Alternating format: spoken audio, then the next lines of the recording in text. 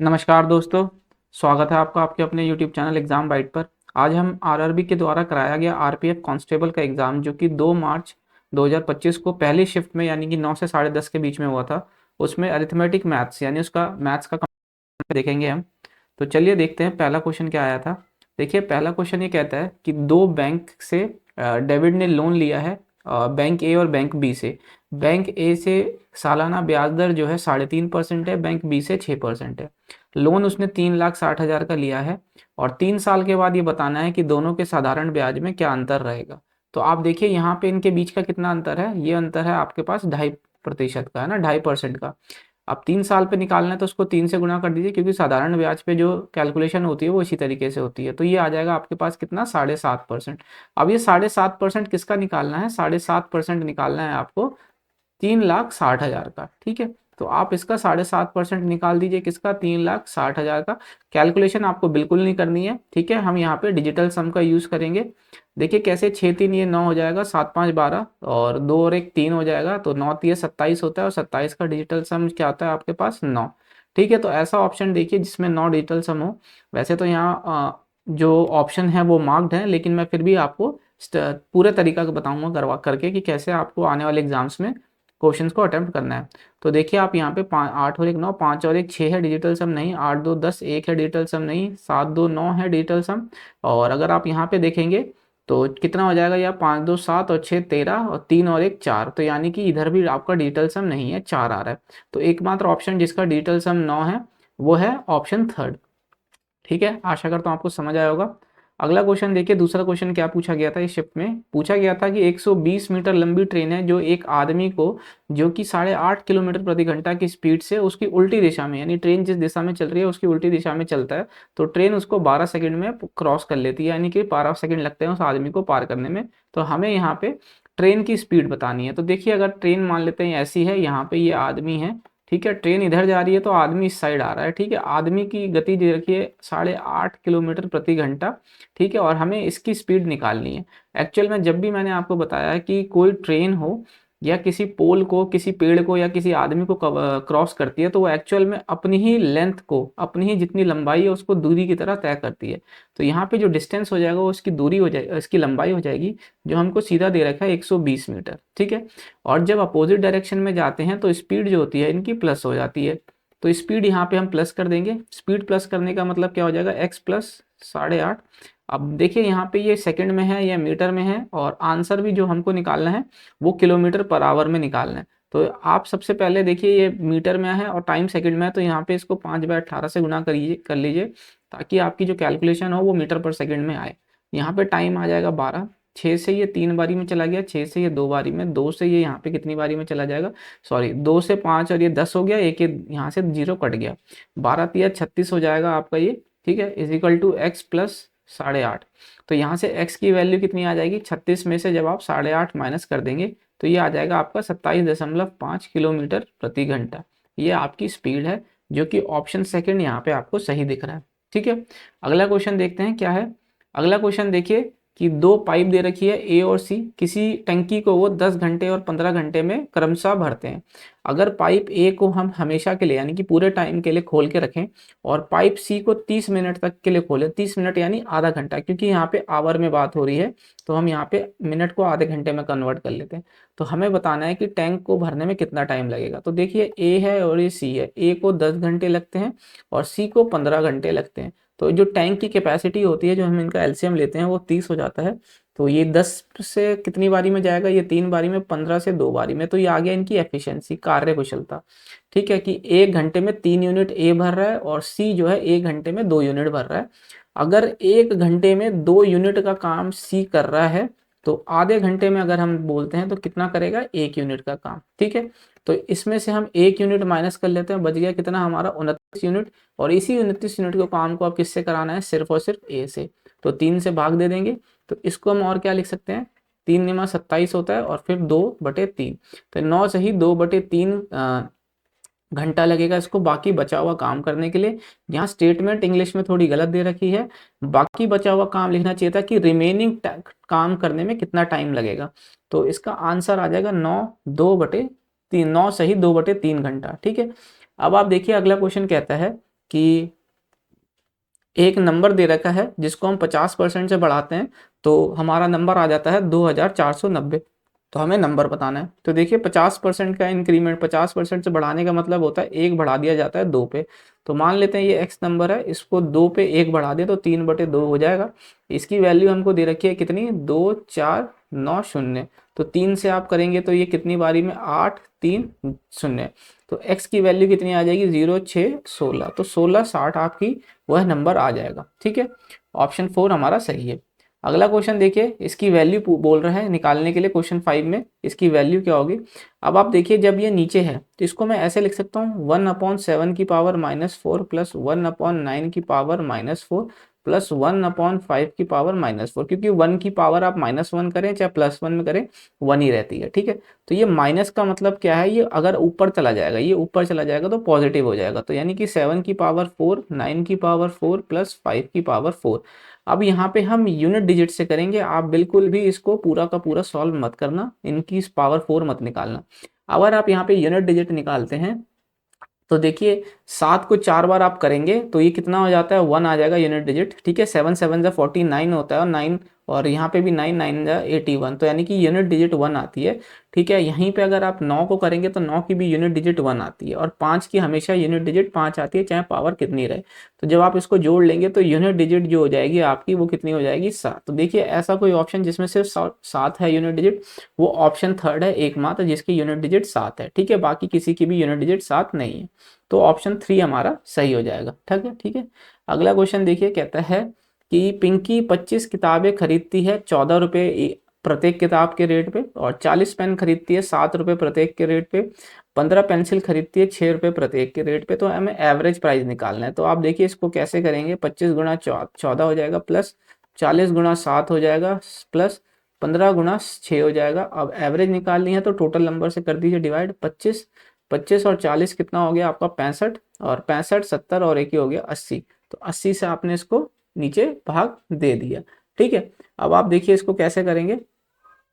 इसको आप 5 से अगर आप काट लेते हैं तो देखिए 5 से 25 हो जाएगा, 5 से ये 8 बारी में चला गया, 5 से ये 15, और 5 से ये 16 हो गया। ठीक है, और अगर आप इसको काटेंगे 2 से 7 बारी में चला गया, 2 से 4 बारी में, 2 से 3 बारी में, 2 से 8 बारी में, तो आप देखेंगे तो ये कितना हो जाएगा, 35 और 28 और 9/8। ठीक है, ये हो गया, यही हो गया ना, ये 3 3 9, तो यहाँ 9 हो गया। अब आप इसको जोड़ लेंगे तो कितना हो जाएगा, ये आपके पास 28 है, और ये हो जाएगा आपके पास 35 40 44, 8 4 12 3, और ये कितना हो जाएगा आपके पास 3 2 5 6, 6 और एक 7। तो ये हो जाएगा 72, 72/8। तो 8 से आप 72 9 बारी में चला गया, तो एवरेज प्राइस आ गया 9, जो कि ऑप्शन 4 हमारा इसका सही हो जाएगा। ठीक है, अगला प्रश्न देखिए, कहता है कि कौन सा स्मॉलेस्ट नंबर है जो 36 45 और 54 से भाग देने पे हर समय 3 शेष बचे, यानी रिमाइंडर उसका 3 बचना चाहिए। तो ऐसे क्वेश्चन के अंदर हमेशा आपको ऑप्शन में से 3 माइनस करके देखना है कि सबसे छोटे से छोटी संख्या कौन सी है जो पूर्णतः विभाजित है 36 से 45 से 54 से, कंप्लीटली डिविजिबल होनी चाहिए।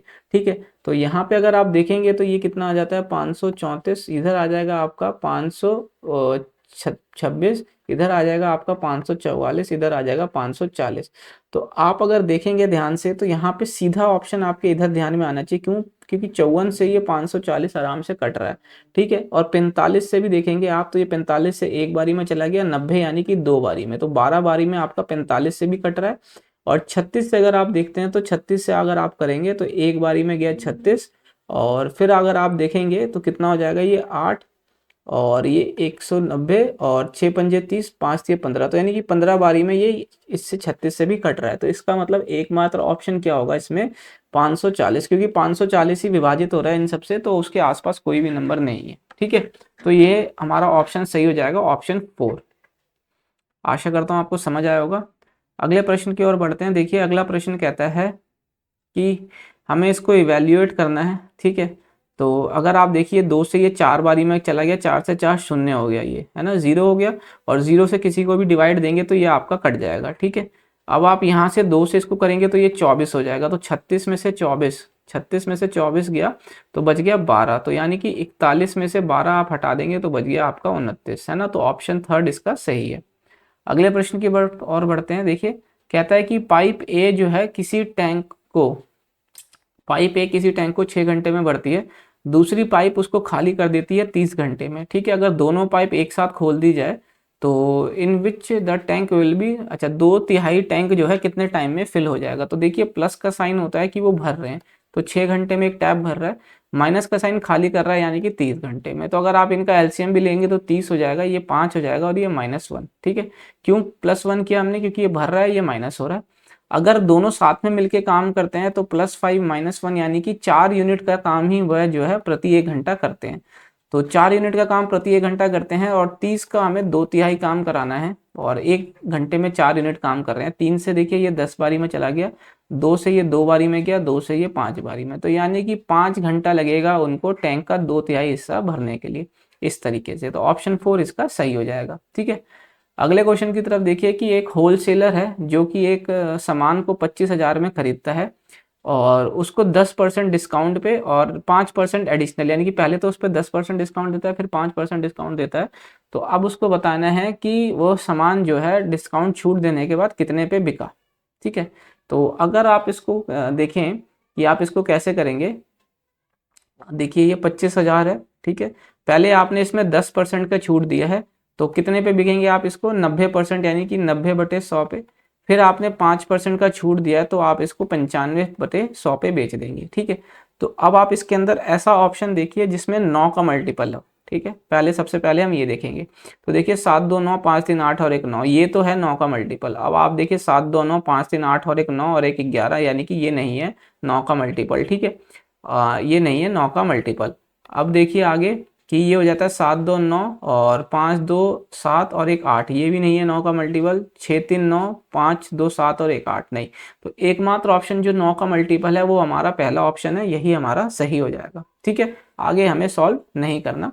और आप जैसा कि देख रहे हैं कि ऑप्शन भी हमारा यही सही है।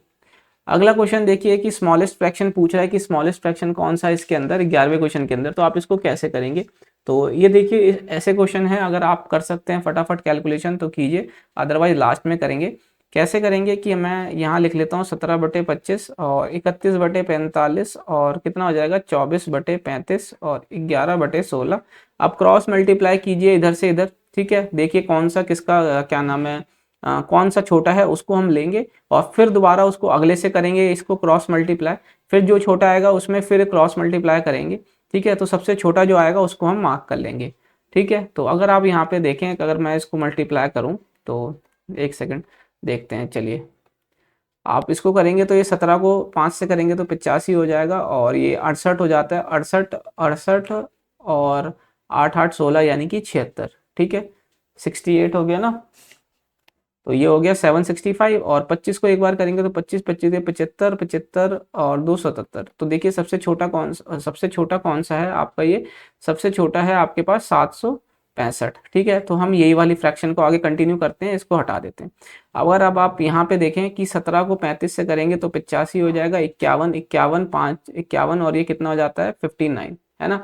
आप 25 को करेंगे तो 100 हो जाएगा, 50 हो जाएगा 25 दूनी और ये हो जाएगा 60। तो यानी कि अब देखिए कौन सा छोटा है, यही छोटा है, फिलहाल तो यही छोटा है, तो इसको हटा देते हैं। अब 16 को 7 से करेंगे तो कितना हो जाएगा हमारा, ये हो जाएगा हाँ, ये हो जाएगा हमारा कितना हो जाएगा 272। और अगर मैं देखूं फिर 25 को एक बार करूंगा तो 25 हो जाएगा, 25 को एक बार करूंगा 25 और 2 27। तो देखिए कौन सा छोटा है, यही वाला। इसका मतलब कि यही ऑप्शन, यही वाला 17/25 ही फ्रैक्शन जो है हमारा सबसे छोटा है। इसमें आप चाहें तो लार्जेस्ट भी ले सकते हैं, क्योंकि जैसे इसमें ये छोटा था ये बड़ा था, तो फिर अगर लार्जेस्ट पूछता तो हम इसको कंटिन्यू करते। नेक्स्ट फ्रैक्शन के अंदर देखते कौन सा बड़ा है, तो उसको हम जो बड़ा रहता है उसी को लेते, बाकी को छोड़ देते। लेकिन हमसे यहाँ पे सबसे छोटा पूछा गया है, तो यहाँ पे पहला ऑप्शन जो है यही यही सही हो जाएगा, यही हमारा सबसे स्मॉलेस्ट यहाँ पे दे रखा है, फ्रैक्शन पूछा है वही हमारा सबसे स्मॉलेस्ट फ्रैक्शन है। ठीक है, अब आप यहाँ पे देखिए कहता है कि रवि ने कैमरा को खरीदा 18% लेस पे ओरिजिनल प्राइस, जो उसकी खरीद रेट थी उस पर 18% कम पे खरीदा और 30% प्रॉफिट पे उसने बेच दिया। तो ये बताना है कि रवि के द्वारा कितना प्रॉफिट यानी मुनाफा कितना परसेंटेज हुआ है, प्रॉफिट परसेंटेज रवि के द्वारा कमाया गया है उसके ओरिजिनल प्राइस पे। ठीक है, जो उसका ओरिजिनल प्राइस पहले था। तो देखिए आप यहाँ पे कैसे करेंगे इसको हम, अगर मान लेते हैं, देखिए अगर मैं इसको ना ऐसे करूं कि सबसे पहले देखिए 18% को अगर मैं लिख लेता हूँ यहाँ पे 18%, 18% का मतलब होता है 9/50, ठीक है। और दूसरा क्या है 30%, तो 30% को अगर मैं बोलूँ तो ये होता है 3/10, ठीक है। तो एलसीएम एलसीएम की मैं बात करता हूँ, ये 50 और 10 का एलसीएम कितना हो गया हमारे पास 500, ठीक है। तो इसने जो खरीदा है वो कितने पे खरीदा है 18% लेस पे, ठीक है। 18% लेस की बात मैं करूं या फिर करता हूं मैं इसमें 41 की, है ना, 41/50 की बात करूं मैं, तो ये हो जाएगा मेरा 410। या तो 500 में आप 18% निकाल के 500 का उसको फिर लेस करें या फिर 41/50 कर लें, एक ही बात है, यानी कि 9 कम 50 पे यानी 41/5, है ना। ये हो गया, ये मल्टीप्लाई नहीं माइनस, मल्टीप्लाई होता है माइनस नहीं। तो ये हो गया। अब उसके बाद देखिए वो 30% मुनाफे पे बेच देता है, तो 30% मुनाफे पे बेचने का मतलब क्या हो गया, 30% मुनाफे पे बेचने का मतलब हो गया आपका 3 का मुनाफा 10 पे यानी कि 13/10, ठीक है। तो आप यहाँ से इसको काट लेंगे, 10 से 10 एक जीरो हो गया, 13 से 13 कम 13 हो गया, और 52 और एक ये कितना हो गया 53, ठीक है। 533 रुपये उसने उसको बेच दिया, ठीक है। अब आप यहाँ सीधा देखिए कि 500 रुपये की चीज थी, उसने 410 में खरीदी, 533 में बेच दी, तो 33 का उसको फायदा हुआ किस पे। अब ये ओरिजिनल प्राइस पूछ रहा है कि ओरिजिनल प्राइस पे उसको कितना मुनाफा होता है। ओरिजिनल प्राइस है 500 रुपये, 100 से गुना कर दीजिए, देखिए यहाँ से यहाँ चला गया, 33 को जब आप 5 से भाग देंगे तो 6.6% आ जाता है। तो यही इसका क्या हो जाएगा मुनाफा, प्रॉफिट परसेंटेज, जो कि ऑप्शन 4 हमारा इसका सही है। आशा करता हूँ आपको समझ आया होगा। अब आप यहाँ पे एक चीज और देखिए कि एक टीवी का दाम है 55,000 रुपये लास्ट पिछले साल, इस साल उसका दाम हो गया है 42,500 रुपये, तो हमें परसेंटेज में बताना है कि कितना दाम उसका घटा है, ठीक है। अब आप ना एक चीज देखिए, इसमें अगर आप जोड़ेंगे तो 7,500 इधर हो जाएगा, 12,500 का तो घटाव आया है, ठीक है। 12,500 की कमी आई है कितने पे 55 पे। अब आप यहाँ देखिए इसको हम कैसे सॉल्व करते हैं।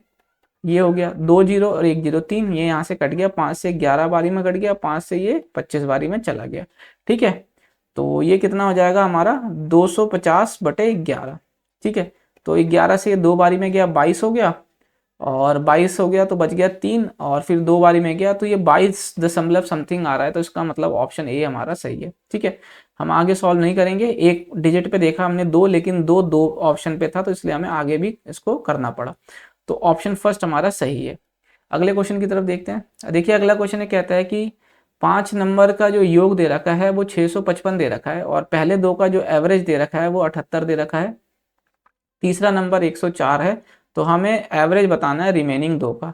तो जो भी देखिए सम होगा, सम जो होता है वो 655 में से माइनस कर देते हैं हम डायरेक्ट, क्यों, क्योंकि ये टोटल का सम है। अब एवरेज है दो नंबर का 78, तो इसको 2 से इंटू करेंगे तो देखिए 16 हो गया, 14 और 1 15, 156 हो गया प्लस 104, ये हो गया। अब जो आएगा वो आएगा आखिरी के दो नंबर, अब इसको हम 2 से डिवाइड कर देते हैं क्योंकि एवरेज निकालना था हमें, डायरेक्ट निकालेंगे हम ऐसे, ठीक है। तो देखिए 60 हो जाएगा ना, 160 और 260, 255 में से 260 आप हटा देंगे तो ये 5 हो गया, और 15 में से ये 6 गया तो आपका कितना हो जाएगा 9, और 5 में से 2 गया 3, और इसको 2 से डिवाइड करेंगे तो देखिए 2 के हम 2 बार में गया, 9 से 18 और 7 से 14 प्लस 5.5 है ना, तो 197.5, ऑप्शन 4 इसका सही हो जाएगा। डायरेक्ट किया हमने, आप जो है इसको पहले इसको एवरेज निकाले फिर इसमें ऐड करें फिर माइनस करें, नहीं, एग्जाम में हमें जो है क्विक अपना आंसर लाना है तो हम इसमें डायरेक्ट करेंगे। अब आप यहाँ पे 15वां क्वेश्चन देखिए जो पूछा गया था कि पेरीमीटर इक्विलेटरल ट्राइंगल का जो है इतना दे रखा है। पेरीमीटर क्या होता है इक्विलेटरल ट्राइंगल का, यही होता है ना, इसकी चारों तरफ की जो तीनों तरफ की जो लंबाई होती है ट्राइंगल की, जो लेंथ होगी उसको जोड़ लें तो देखिए सब बराबर होती है, तो 3a हो जाएगा। 3a की वैल्यू दे रखी है 10.2, तो 3 से ये कितनी बारी में गया 3 बारी में 9 हो गया, और ये 4 बारी में 12, तो 3.4 इसकी साइड आ गई। अब आप यहाँ पे देखिए एरिया पूछ रहा है ट्राइंगल का, तो होता है √3/4a², है ना। तो इसको हम ऐसे लिख सकते हैं √3/4 इंटू 3.4 इंटू 3.4। तो अगर आप यहाँ पे देखेंगे ये 2 बारी में गया तो ये 1.7 हो गया, और यहाँ से ये 1.7, और 17 का स्क्वायर होता है 289, और दो डिजिट पहले हमारा पॉइंट आ जाएगा √3, तो 2.89 √3 यानी कि ऑप्शन सेकंड हमारा सही है, ठीक है। अब हमें इसको सॉल्व भी नहीं करना है एग्जाम में, बस यहाँ पे हमने देख लिया 17 का स्क्वायर, सीधा हम ऑप्शन में देखेंगे ऑप्शन में कौन सा है 17 का स्क्वायर। यहाँ थोड़ा ध्यान रखना है कि यहाँ पॉइंट की गड़बड़ी दे रखी है, तो ये वाला ऑप्शन हमारा सही है, ठीक है। Prem sells an article to Riya at a profit of 20%। देखिए प्रेम ने एक एक वस्तु को रिया को बेचा 20% प्रॉफिट पे और रिया ने उसको प्रेम को वापस बेच दिया 20% लॉस पे, तो इस ट्रांजेक्शन में बताना है हमें क्या होगा। ठीक है, इस ट्रांजेक्शन में हमें बताना है क्या होगा। तो अब आप यहाँ पे देखिए कैसे करेंगे इसको। हम मान लेते हैं कोई 100 रुपये की चीज़ है, ठीक है, ऐसे मान लेते हैं 100 रुपये की चीज़ है, वो बेच दी गई है 20% प्रॉफिट पे, यानी कि कितने पे, 120 रुपये पे। अब ये 120 रुपये की चीज़ वापस बेच दी गई कितने, 20% लॉस पे। तो ये कितना हो जाता है हमारा, ये हो जाएगा 12 दूनी 24 हो जाता है ना, तो 24 इसमें से माइनस कर देंगे तो 96 रुपये पे। ठीक है, अब आप यहाँ पे देखें कि क्या हो गया कि यहाँ पे जो है प्रेम को 20 रुपये का मुनाफा हुआ है, ठीक है, और यहाँ पे उसको कितने रुपए का मुनाफा हुआ, 4 रुपये का, क्योंकि 100 रुपये की चीज़ थी जो अल्टीमेटली उसने खरीदी थी, यहाँ 120 में बेच के 20 रुपये कमा लिया, प्लस वही 100 रुपये की चीज़ उसने 96 में वापस खरीद ली, तो 4 रुपये का फिर से मुनाफा उसने कमा लिया। ठीक है, कितना, 4 रुपये का। तो अब ये पूछता है कि अल्टीमेटली प्रेम को हुआ क्या इस टोटल ट्रांजेक्शन के अंदर। तो देखिए ये 24, तो ये 24 रुपये का उसको लाभ हो गया कितने पे, 96 रुपये पे, तो 100 निकाल लेते हैं। ठीक है, क्योंकि ये इसने पे खरीदा। तो अगर आप इसको देखेंगे तो ये कितना हो जाएगा, 6 से 4 बारी में चला गया, 6 से 6 एक बारी में, और 6 से 36, 4 से ये 4 बारी में चला गया, 4 से ये 25, तो यानी कि उसको 25% का मुनाफा हुआ है इन टोटल। तो ऑप्शन थर्ड इसका सही आएगा कि प्रेम को 25% का मुनाफा हुआ है। ठीक है, अगले क्वेश्चन की तरफ बढ़ते हैं कि दो नंबर के बीच का जो डिफरेंस हमको दे रखा है वो 1/5 है उनके सम का, तो सम हमारा 45 है। तो देखिए हमें एलसीएम बताना है। तो देखिए सम a प्लस बी अगर मान लेते हैं, दो नंबर है वो है 45, और जो उनका डिफरेंस है a माइनस बी वो 1/5 है किसका, उनके सम का, यानी कि 45 का। 45 का 1/5 करेंगे तो कितना होता है, 9। तो अब आप देखिए कोई दो नंबर ऐसा चुनिए जिनके बीच का अंतर 9 हो और सम जो हो 45 हो। तो सबसे पहले तो इस 45 में से 9 अलग कर लें, 9 अलग करेंगे तो 36 हो गया। अब उसको आधा आधा बांट देते हैं, तो 36 का आधा कितना होता है, 18 है ना, 18। तो देखिए ये 18 हो गया, प्लस ये भी 18 हो गया, और इसको हमें 9 दे देना है क्योंकि बड़ा जो है आगे वाला ही है ना। तो ये कितना हो जाएगा, ये हमारे पास, ये हो जाएगा हमारे पास 27 और ये 18। अब इनका एलसीएम अगर आप देखेंगे तो ये कितना हो जाता है, इनका एलसीएम 54। सीधा आंसर है इसका ऑप्शन सेकंड। ठीक है, 54 एकमात्र ऑप्शन है जो 27 से भी कटेगा, भाग हो रहा है, और 18 से भी हो रहा है। बाकी आप ऑप्शन में देखेंगे तो कोई भी ऐसा नंबर नहीं है जो 27 और 18 दोनों से विभाजित हो। ठीक है, अगला क्वेश्चन देखिए, 18वां क्वेश्चन क्या बोला गया था कि दो सक्सेसिव डिस्काउंट है 8%, 9%, तो टोटल डिस्काउंट कितना हो जाएगा। देखिए इसका फॉर्मूला होता है सीधा सीधा a plus B minus A into B by 100। ठीक है, तो ये 8 प्लस 9 माइनस 8 गुना 9/100 हो जाएगा। तो ये कितना हो जाता है, 17 में से माइनस कर देंगे 0.72, है ना। तो ये साफ दिख रहा है हमको 16.28% इसका आंसर है ऑप्शन थर्ड। ठीक है, आशा करता हूँ आपको समझ आया होगा। अगले क्वेश्चन की तरफ देखिए क्या पूछा गया था।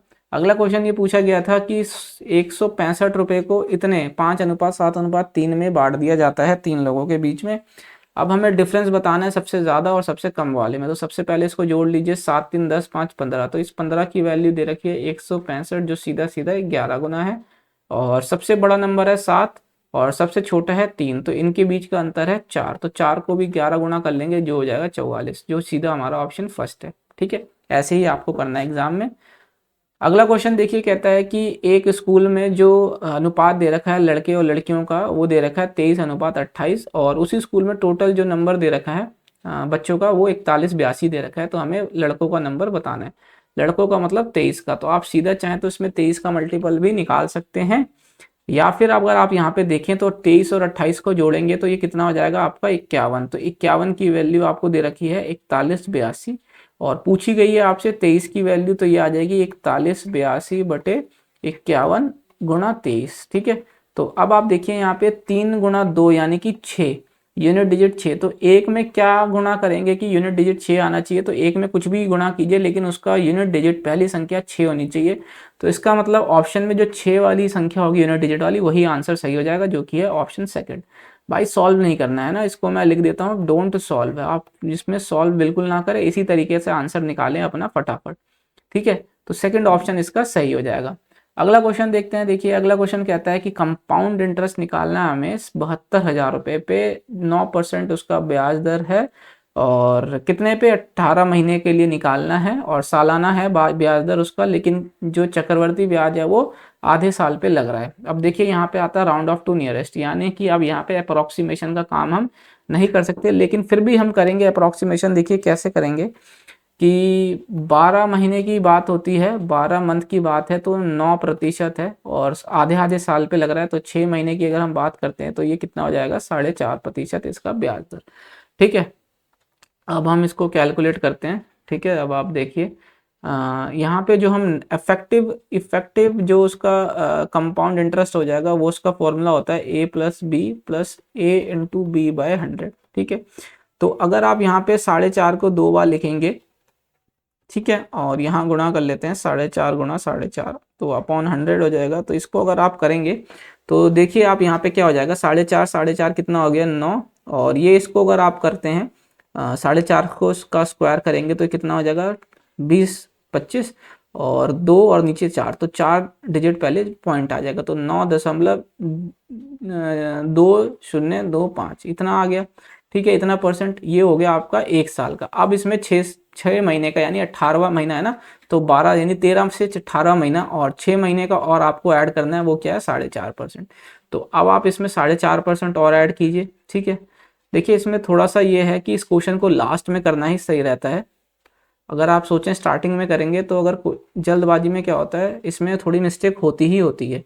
ठीक है, तो मैं आगे का कैलकुलेशन नहीं करूँगा क्योंकि मैं इसमें अप्रॉक्सीमेशन में जाऊँगा। आप कैसे, अगर आप देखें इसमें कितना हो जाएगा 5 2 7 हो जाता है 9 और 13.7, और यहाँ पे जब आप इसको इंटू करेंगे तो कुछ ना कुछ आएगा 13.7, तो मैं इसको अप्रॉक्सीमेटली कितना मान लेता हूँ 14%। ठीक है, तो स्लाइटली 14% या 14% के ऊपर नीचे मान के चलता हूँ मैं, है ना, 14% के आसपास मैं इसको मान के चलता हूँ।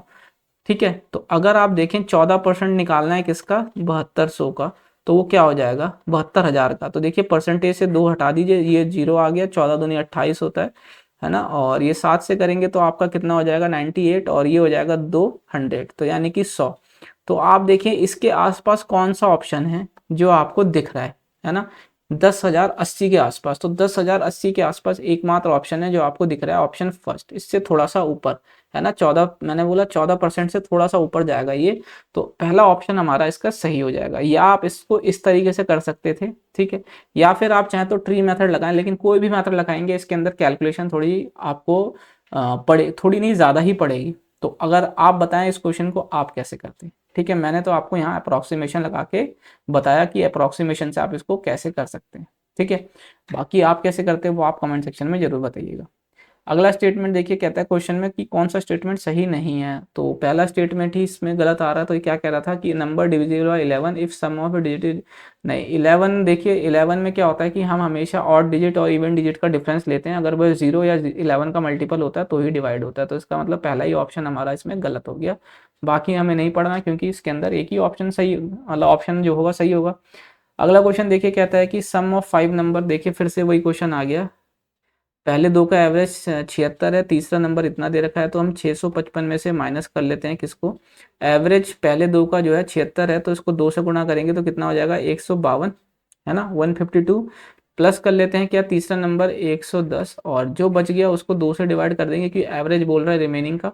तो ये कितना हो जाएगा आपका, ये हो जाता है 262, है ना, 262। अब आप इसको माइनस कर देंगे 3 हो जाएगा, और ये 9 हो गया, और 4 में से 2, 5 में से 2 गया 3, और इसको 2। ठीक है, इसको जब आप काटेंगे तो एक बारी में, फिर ये 9 बारी में 18, और 6 बारी में 16, और ये 196.5 इसका सही आंसर, यानी कि ऑप्शन थर्ड इसका सही आंसर है। ठीक है, अगला क्वेश्चन देखते हैं कि वॉल्यूम क्यूब का दे दिया है आपको इतना, और देखिए ए क्यूब की वैल्यू आपको कितनी दे रखी है 658,503। अब आप देखिए यहाँ पे भी हम यूनिट डिजिट का कंसेप्ट लगाएंगे, यूनिट डिजिट का कंसेप्ट है ना, यूनिट डिजिट का कंसेप्ट। अब हम यहाँ पे सॉल्व नहीं करेंगे, आप देखिए कैसे। अब आप देखिए कौन सा ऐसा नंबर लिया जाए जिसको क्यूब करने पे इसकी यूनिट डिजिट जो होती है वो 3 आती है। कौन सा ऐसा नंबर लिया जाए जिसकी यूनिट डिजिट पे क्यूब कर कौन सा ऐसा नंबर है जिसको क्यूब करें तो उसके यूनिट डिजिट पे 3 है। तो देखिए कुछ भी नंबर हो, यहाँ पे कुछ भी नंबर हो, लेकिन जो यहाँ यूनिट डिजिट होगी उस नंबर की वो कितनी होगी 7। तभी जब आप इसका क्यूब करेंगे तो यूनिट डिजिट पे 3 आएगा। ठीक है। तो यानी कि कुछ भी नंबर हो, ए की वैल्यू कुछ भी आए लेकिन उसके यूनिट डिजिट में 7 होगा। ठीक है, यहाँ पे कुछ भी हो यूनिट डिजिट में 7 होगा। अब ये कह रहा है क्यूब, क्यूब में सारी साइड बराबर होती हैं तो लेंथ ब्रेथ हाइट सब बराबर होती है। तो अब ये कहता है कि दुगना बताना है उसकी लेंथ का। तो देखिए अब इसको जब आप दुगना कर देंगे तो 7 का दुगना करते ही यूनिट डिजिट पे आपका कितना आ जाएगा, 4। आगे की डिजिट से हमको कुछ मतलब नहीं है लेकिन यूनिट डिजिट पे हमारा 4 आना चाहिए। तो एकमात्र ऑप्शन देखें आप यहाँ पे जो 4 है, देखिए वो क्या है, 84 और ये 174। अब आप देखिए इसमें 174 ही क्यों होगा सही, क्योंकि यहाँ है 84, 84 ये दुगना है। ठीक है, अब इसको अगर मैं दुगना है तो इसका आधा कर दूं, इसका आधा कर दूंगा तो ये ए आ जाएगा हमारे पास। तो जब मैं इसका आधा करता हूँ तो कितना आ जाएगा, 2 4 जा 2 2 जा ना 2 4 जा 42 है ना, 42। तो ए का क्या है, ए का वैल्यू है 42। तो ए की ए 42 है तो 42 को जब आप क्यूब करेंगे तो कहीं पे भी आपका यूनिट डिजिट में 3 नहीं आएगा। ठीक है, इसीलिए आप जो है ये ऑप्शन गलत हो जाएगा। एकमात्र जो ऑप्शन सही होगा वो होगा ऑप्शन फर्स्ट। ठीक है, आशा करता हूँ आपको समझ आया होगा। अगले क्वेश्चन की तरफ चलते हैं। देखिए अगला क्वेश्चन कहता है कि एक रेस है जिसमें एथलीट 366 मीटर 61 सेकंड में कवर करता है पहले लैप में, और सेकंड लैप में वो 183 सेकंड में कवर करता है सेम लेंथ को। तो एवरेज स्पीड बतानी है। तो देखिए एवरेज स्पीड का जो कंसेप्ट होता है वो ये होता है कि टोटल डिस्टेंस, ऊपर जितना डिस्टेंस चला अपॉन टोटल टाइम टेकन, यानी कि कितना टाइम लगा उसको वह दूरी चलने में। तो अगर आप डिस्टेंस को ऐड करें तो ये देखिए 366 को 2 बार कर लीजिए क्योंकि ये 2 बारी 2 लैप चला है। फिर आप जो है 61 सेकंड को और 183 को जब आप ऐड करेंगे, 3 और 1 4 हो जाएगा, 8 6 14, 1 और 1 2, ये हो गया 2 से ये 122 बारी में गया। और अगर आप इसको 2 से 6, 2 से 1 बारी में, और ये 2 1 8 3, ये हो गया 3 जाती थे तो देखिए 3, तो 3 बारी में। तो एवरेज स्पीड आ गई इसकी 3 मीटर पर सेकंड। तो ऑप्शन थर्ड इसका सही हो जाएगा। ठीक है, और अब देखिए अगला क्वेश्चन कहता है कि एवरेज निकालना है 111 इवन नंबर का, तो वो होता है 1n+1 एवरेज। ठीक है, तो इसका एवरेज हो जाएगा हमारे पास अगला नंबर यानी कि 112। ऑप्शन थर्ड इसका सही है, डायरेक्ट रिजल्ट है, आपको याद होना चाहिए। अगले क्वेश्चन की तरफ देखिए कि एक बस है जो 55 किलोमीटर प्रति घंटा की स्पीड से चलती है तो 8 घंटे में अपनी जर्नी को तय करती है। किस स्पीड से उसको चलना चाहिए ताकि वो 20 घंटा लगा ले। तो देखिए डिस्टेंस जो होता है वो होता है स्पीड इनटू टाइम। तो सबसे पहले डिस्टेंस निकाल लीजिए, स्पीड आ जाएगा इतना 55 गुणा 8। अब आपको स्पीड निकालनी है कि उसको कितने से चलना है, 20 से। तो 5 से ये 4 बारी में गया, 5 से 11 बारी में, 4 से ये 2 बारी में। तो यानी कि वो 22 किलोमीटर प्रति घंटा की स्पीड से चलेगी तो वो 20 घंटे में ये दूरी को तय कर लेगी, है ना, स्पीड उसकी कम हो गई। ऑप्शन बी इसका सही हो जाएगा, सेकंड। ठीक है, अब ये कहता है कि 10 नंबर का जो सम है 276 है, तो हमें एवरेज बताना है। तो एवरेज के लिए क्या करना होता है, सम को डिवाइड कर दीजिए नंबर से। तो नंबर 10 था तो एक डिजिट पहले पॉइंट लगा दीजिए, 27.6। ऑप्शन फर्स्ट इसका सही हो जाएगा। अब इसकी वैल्यू निकालनी है। देखिए 3 से ये 8 बारी में गया, 8 या 24 होता है ना, तो 6 का क्यूब करेंगे तो आपका 216 हो गया, 5 का स्क्वायर करेंगे 25 हो जाएगा, प्लस 8 का स्क्वायर करेंगे 64 हो जाएगा, -2 + 6। ठीक है, ये हो गया। और यहाँ पे अगर आप करते हैं 64 और 6, 70 हो गया, 70 70 80, 286 इधर हो गया, माइनस करें 27। ठीक है, अब इसको हटा लेंगे आप तो कितना आ जाएगा आपका ये 6 3 9। तो यूनिट डिजिट 9 आएगी। इसका मतलब ऑप्शन क्या है, सेकंड इसका सही ऑप्शन है, क्योंकि एकमात्र ऑप्शन जिसका यूनिट डिजिट 9 है वो है ऑप्शन बी। ठीक है, अगला क्वेश्चन देखिए कि 250 मीटर की लंबी ट्रेन है जो एक आदमी को ओवरटेक करती है जो 7 किलोमीटर प्रति घंटा की स्पीड से जा रहा है सेम डायरेक्शन में 36 सेकंड के अंदर।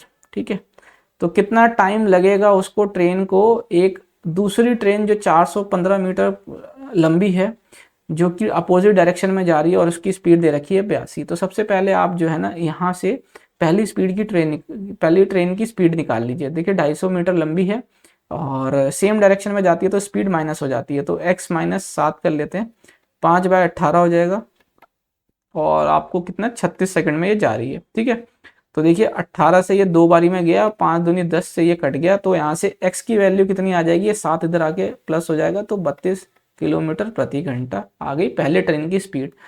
अब आप देखिए जब दोनों ट्रेन एक दूसरे को अपोजिट डायरेक्शन में क्रॉस करेगी तो जो डिस्टेंस ट्रेवल करेगी वो दोनों ट्रेन अपनी अपनी लंबाई को एज अ डिस्टेंस ट्रेवल करेगी। तो ये 250 + 415 को जब आप जोड़ देंगे तो ये कितना आ जाएगा आपका, ये हो जाएगा 665। ठीक है, ये बराबर हो गया 665। अब देखिए यहाँ पे 665 और एक की ट्रेन की स्पीड दे रखी है आपको कितनी, 32, और अपोजिट डायरेक्शन में जा रही है तो प्लस हो जाएगी। तो ये 32 और 82 को अगर आप प्लस करेंगे तो कितना हो जाएगा, ये आपका 104, ये हो जाएगा 8 3 11 हो जाए, 2 2 4 हो गया और 8 3 11 114। ठीक है, 114 किलोमीटर हो गया आपका ये।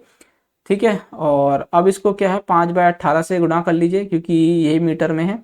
और हमको क्या पूछ रहा है, टाइम पूछ रहा है। तो आप यहाँ पे देखें तो ये 5 से आप इसको काटेंगे तो एक बारी में 15 हो जाएगा, 15 ये हो गया। और आप इसको काट देंगे कितने बारी में चला जाएगा, ये आपका 18 से करेंगे तो आपका ये अ, तो अगर आप 2 5 7 कर लेते हैं और 2 से आप करेंगे तो ये 9 बारी में चला गया। और ये कितनी बारी में चला जाएगा, और 3 से आपका ये कितनी बारी में गया आपका 19 बारी में, 3 से 3 बारी में, और 19 से आपका ये कितनी बारी में चला जाएगा 7 बारी में। तो 7 या 21, तो टाइम जो आ जाएगा वो आ जाएगा 21 सेकेंड। ठीक है, काट लिया।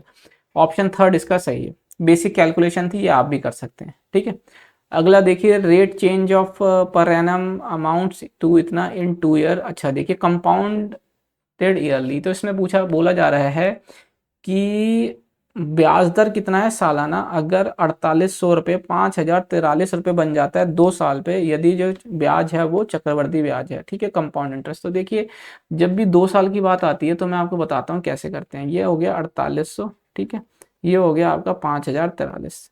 अगर आप इसको काटेंगे तो देखिए ये 3 से कट जाएगा, है ना, 3 से ये 1600 हो जाएगा, 3 से ये एक बारी में गया, और 3 एकम 3 और 6 तिया 18, 8 तिया 24, 3 एकम 3। तो देखिए आप, ये हो गया 1681। अब आप देखिए ना, इनका आप स्क्वायर रूट ले लीजिए। ठीक है, स्क्वायर रूट लीजिए, क्यों, क्योंकि यहाँ 2 साल की बात हो रही है तो हम स्क्वायर लेंगे। अगर 3 साल की बात हो रही होती तो क्यूब रूट लेते। लेकिन उससे पहले हम इनको, इस फ्रैक्शन को इतने में ले आते हैं कि इनका स्क्वायर क्यूब निकल जाए। अब यहाँ 4800 का कुछ स्क्वायर नहीं होता, स्क्वायर रूट कुछ नहीं निकलता, लेकिन 1600 का स्क्वायर रूट हम जानते हैं क्या होता है, 40, और 1681 का होता है 41। तो यानी कि आप देखिए 40 की चीज 41 हो रही है, यानी कि एक बढ़ रही है कितने पे, 40 पे। 100 से गुणा कर लीजिए आप, यहाँ से आप निकालेंगे तो ये हो जाएगा आपका 2.5%। तो यानी कि 2.5% इसका सालाना चक्रवर्ती ब्याज है, जो कि ऑप्शन सेकंड है। अगर मैंने आपको बताया 2 साल के लिए हमने स्क्वायर रूट किया, 3 साल के लिए हम क्यूब रूट करते हैं। ठीक है, तो ये इस तरीके से निकल जाता है हमारा इसमें कंपाउंड इंटरेस्ट। अब ये कहता है कि कौन सा इसमें से फ्रैक्शन जो है, कौन सा इसमें से सबसे बड़ा है। तो जाहिर सी बात है, अगर आप इसको निकालेंगे तो सबसे बड़ा वही होगा जिसका डिनोमिनेटर जो है सबसे छोटा होगा। तो सबसे छोटा डिनोमिनेटर किसका है, इसका। ठीक है, तो ऑप्शन 4 हमारा सही हो जाएगा। तो ग्रेटेस्ट ऑफ ऑल पूछा है ना, सबसे बड़ा, तो सबसे बड़ा वही। देखिए न्यूमरेटर तो सबका सेम होगा, है ना, सबका सेम होगा, 7/10 इस तरीके से कर लेंगे, 60/9 0 ये हो जाएगा। फिर आ जाएगा यहाँ पे 7/99 हो जाएगा आपका, और यहाँ 7/9।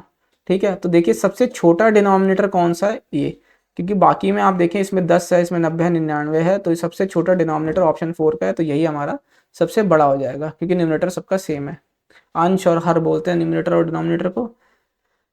अब देखिए ये बहुत ही अच्छा क्वेश्चन है, इसको मैं कैसे सॉल्व करके आपको दिखाता हूँ। देखिए ये अमित है, ठीक है, ये अमित हो गया, और ये हो गया गोपाल। इनकी इनकम देखिए आप, है ना, इनकी इनकम का रेशियो है 5:7। ठीक है, और ईच ऑफ देम सेव, इनकी सेविंग का रेशियो देखिए क्या है, इनकी सेविंग का रेशियो दे रखा है आपको, नहीं, एक्सपेंडिचर, एक्सपेंडिचर का रेशियो देखिए, खर्च का, तो खर्च का रेशियो दे रखा है 2:3। ठीक है, तो अब इनकम में से एक्सपेंडिचर को माइनस कर देंगे तो आ जाएगा सेविंग। तो सेविंग दोनों में कितनी है, 7200। ठीक है, 72,000, सॉरी 72,000 सेविंग है। ठीक है, अब देखिए इसमें पूछता है कि मंथली इनकम अमित की निकालनी है। ऐसे क्वेश्चंस में देखिए हम कैसे करते हैं, ऐसे क्वेश्चन के अंदर, इस क्वेश्चन के अंदर हम करेंगे कैसे कि सबसे पहले तो इसको यहाँ से यहाँ मल्टीप्लाई कर लेते हैं। 5×3 = 15 हो गया, 5×3 = 15 यूनिट हो गया। इसको यहाँ से मल्टीप्लाई कर लेंगे तो यहाँ लिख लेंगे 7×2 = 14, ये हो गया 14 यूनिट। ठीक है, इनके बीच का डिफरेंस हो गया 1 यूनिट। अब आप देखिए इसको इससे मल्टीप्लाई करना है, इसको इससे मल्टीप्लाई करके डिफरेंस लेना है। तो देखिए जब ये दोनों सेम है तो इन दोनों का अंतर ही ले लीजिए सीधा सीधा, 3 में से 2 गया, यानी एक गुना 72,000। तो ये कितना आ जाएगा आपके पास, ये 72,000।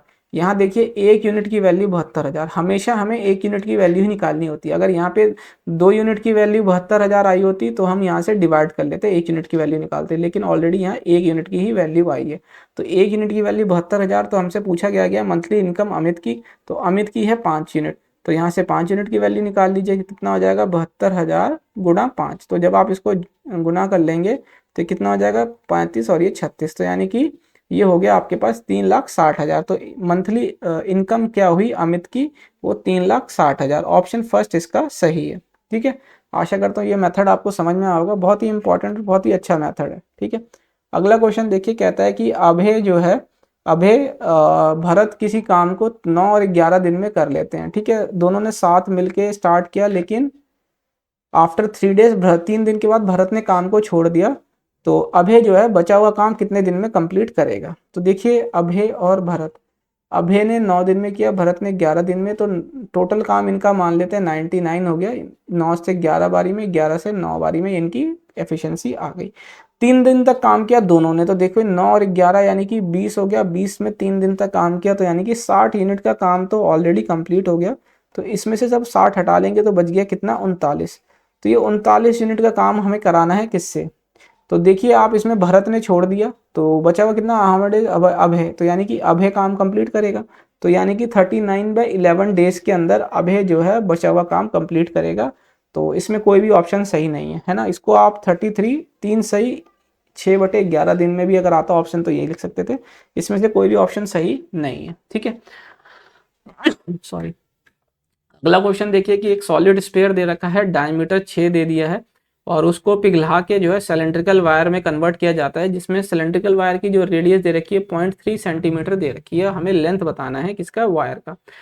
तो अब आप यहाँ पे देखें कि सॉलिड जो स्फीयर होता है उसका वॉल्यूम का फॉर्मूला क्या होता है, 4/3 पाई r क्यूब। आर का मतलब क्या है, ये डायमीटर 6 है, तो रेडियस त्रिज्या कितनी हो जाएगी इसका, आधा, यानी कि 3।